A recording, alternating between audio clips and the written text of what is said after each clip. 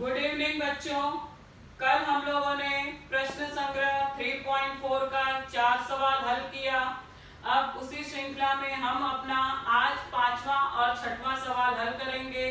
कल हमने देखा था जो हमारा तीसरा और चौथा सवाल था कि बड़ी भुजा अगर किसी त्रिभुज में है तो उसका सम्मुख कोण बड़ा होता है और छोटी भुजा अगर कोई है तो उसका सम्मुख कोण छोटा होता है। उसी प्रकार हमने चौथे सवाल में क्या देखा था कि अगर मुझे बड़ा कोण दिया है तो उसकी सम्मुख भुजा बड़ी होगी, छोटा कोण दिया है तो उसकी सम्मुख भुजा छोटी होगी। तो ये हमारा तीसरा और चौथा सवाल था। अब अगर मेरा सम्मुख भुजा बड़ी और छोटी है तो उसी प्रकार अगर मेरी किसी त्रिभुज में सभी भुजाएं बराबर होंगी तो क्या होगा, उसके सभी कोण भी सर्वांग सम होंगे। तो ये मेरा जो 5वां सवाल है उसी पे आधारित है कि मेरे त्रिभुज की सभी भुजाएं समान हैं, मतलब वो समबाहु त्रिभुज है, तो मुझे बताना है कि उसके सभी कोण सर्वांग सम होंगे। तो ये मेरा हो गया सवाल नंबर 5वां। और जो मेरा 6वां सवाल है वो मेरा समद्विबाहु त्रिभुज पर आधारित है, तो वो भी चलिए हम देखेंगे। आज हम अपना सवाल नंबर 5 और 6 हल करेंगे। तो चलिए हम देखते हैं कि हमारा सवाल नंबर 5वां और 6वां क्या है और उसे मुझे कैसे हल करना है। तो मेरा जो सवाल नंबर 5वां है वो है, सिद्ध करो कि समबाहु त्रिभुज के सभी कोणों के माप समान होते हैं। क्या मैंने आपको बताया, समबाहु त्रिभुज है, सभी भुजाएं बराबर हैं, हमें सिद्ध करना है कि उसके सभी कोणों के माप समान होते हैं। तो देखो हमने कैसे किया है, पहले हम दत्त साध्य देख लेते हैं। दत्त है, मानो त्रिभुज ABC एक समबाहु त्रिभुज है। सिद्ध क्या करना है, त्रिभुज ABC में कोण A बराबर कोण B बराबर कोण C। अब हम क्या करेंगे, सबसे पहले थोड़ी सी उत्पत्ति देखते हैं, फिर आकृति की तरफ चलेंगे हम। उत्पत्ति, त्रिभुज ABC एक समबाहु त्रिभुज है। समबाहु त्रिभुज की सभी भुजाएं समान होती है। अगर सभी भुजाएं समान होती है तो मैं दो दो की जोड़ी ले सकती हूँ, क्योंकि तभी तो मुझे छोटा बड़ा या बराबर मिलेगा। 3 लूंगी तो डायरेक्टली एक साथ कैसे कर सकती हूँ, तो इसलिए मैंने लिया कि रेख AB सर्वांग सम रेख AC। अब चलिए हम आकृति की तरफ देख चलते हैं। एक त्रिभुज है मेरा ABC जो कि समबाहु है, जिसमें भुजा AB बराबर BC बराबर AC है। तीनों भुजाएं मेरी सर्वांग सम है। हमें क्या बोला है, इसके तीनों कोणों को मुझे सर्वांग सम बताना है। तो हम क्या शुरू कर रहे हैं, दो पहले भुजा हम ले रहे हैं AB सर्वांग सम AC।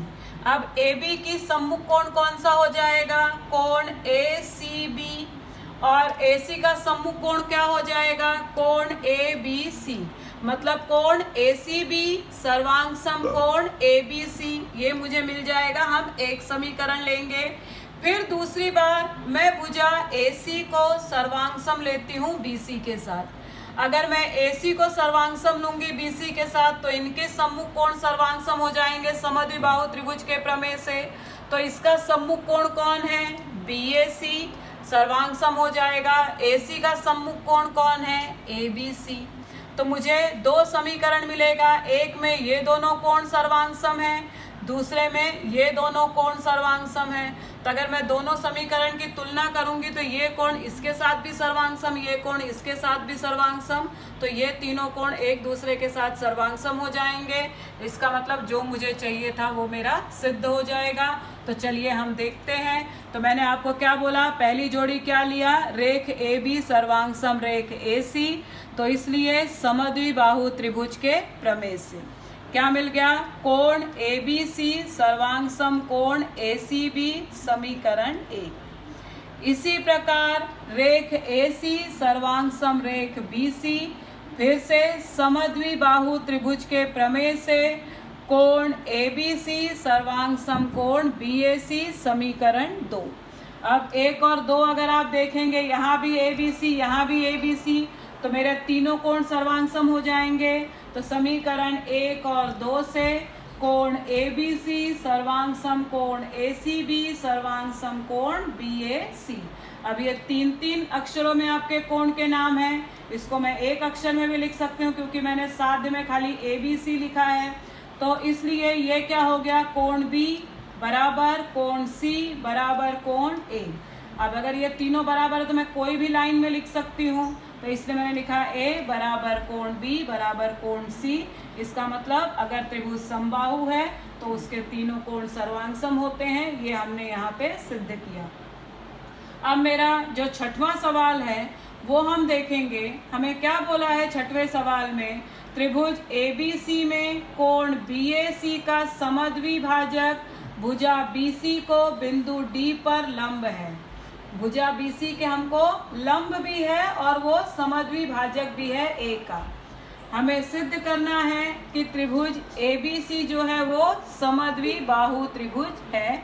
मतलब कि समद्विबाहु कब होगा, जब उसकी दो भुजाएं सर्वांग सम हो जाएंगी तो वो त्रिभुज समद्विबाहु हो जाएगा। मतलब मुझे क्या सिद्ध करना है, इसकी दो भुजाएं सर्वांग सम सिद्ध करना है।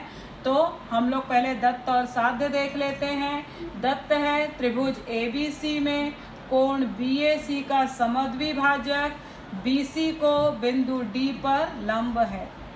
हमें सिद्ध क्या करना है, त्रिभुज ABC समद्विबाहु त्रिभुज है। अब हम आकृति देखेंगे कि हमको क्या मिलेगा उसके कारण और कैसे सिद्ध करना है। तो ये मेरी आकृति है, मैंने लिया है एक त्रिभुज ABC जिसमें कि क्या है, मेरा जो AD है वो क्या है, BC पर लंब भी है और जो AD है वो कोण BAC का समद्विभाजक भी है।